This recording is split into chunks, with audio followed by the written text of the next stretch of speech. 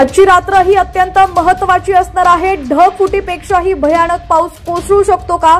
हवामान खात्याने कोणता इशारा दिलेला आहे? 350 मिलीमीटर पेक्षा जास्त पाऊस झाला तर काय होईल? या सर्व प्रश्नांची उत्तर आज मी तुम्हाला या व्हिडिओच्या माध्यमातून देण्याचा प्रयत्न करणार आहे। तुम्ही पाहत आहात HPN मराठी न्यूज। अजूनही चॅनलला सबस्क्राइब केलेलं नसेल तर नक्की सबस्क्राइब करा, जेणेकरून आमचे अपडेट्स लवकरात लवकर तुमच्यापर्यंत पोहोचण्यास नक्कीच मदत होईल।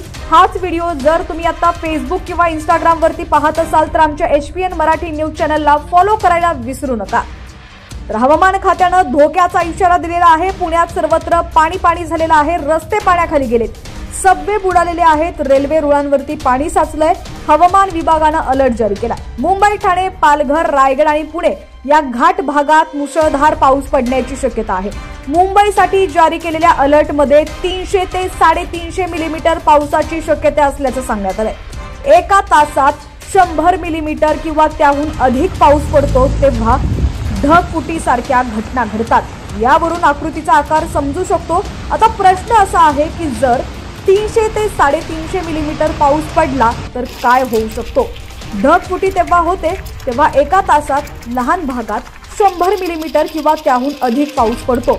याचा अर्थ अचानक मुसळधार पाऊस पडतो। बहुतेकदा उत्तराखंड, जम्मू आणि काश्मीर किंवा हिमाचल सारख्या डोंगराळ भागात ढग फुटतात, कारण इथं पर्वत ढगांना वर ढकलतात। परिणामी ते वेगाने थंड होतात आणि पाण्याचे थेंब एकत्र पडतात। यामुळे मुसळधार पावसाच्या स्वरूपात विनाश होतो।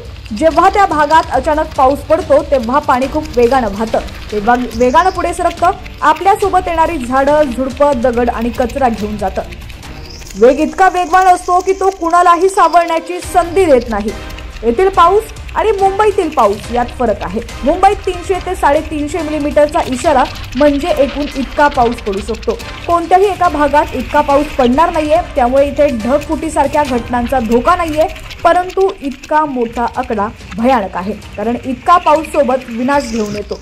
आतापर्यंत मुंबई आणि त्याच्या आसपासच्या भागात 100 ते 230 मिलीमीटर पाऊस पडलाय।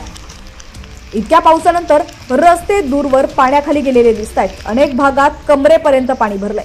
हवामान विभागाचा इशारा आणखी भयानक आहे, ज्यामध्ये 300 ते 350 मिलीमीटर पावसाचा इशारा देण्यात आलाय। जर 300 ते 350 मिलीमीटर पाऊस पडला तर त्याचा परिणाम अनेक प्रकारे दिसून येतो। नद्या आणि नाले खूप लवकर भरू लागतात। रस्ते, घरं, अंडरपास आणि मेट्रो स्टेशनमध्ये पाणी साचण्याचा धोका वाढतो। पूल आणि रस्त्यांचं नुकसान होण्याचा धोका वाढतो। वीज तारा कोसळू शकतात। तज्ञांचं म्हणणं आहे की ढगफुटीचा अंदाज लावणं कठीण आहे, कारण ते खूप लहान भागात फुटते आणि पावसाच्या स्वरूपात विनाश आणते, परंतु मोठ्या भागात मुसळधार किंवा हलक्या पावसाचा अंदाज येऊ शकतो। भारतीय हवामान विभागाच्या आकडेवारीनुसार गेल्या 24 तासात सांताक्रूज स्थानकावर 223 मिलीमीटर पाऊस पडलाय, तर कुलाबा स्थानकावर 110 मिलीमीटर पाऊस पडलाय। BMCच्या स्वयंचलित हवामान केंद्राच्या नोंदीवरून असं दिसून आलं की या काळात अनेक भागात 300 मिलीमीटर पेक्षा जास्त पाऊस पडलेला आहे।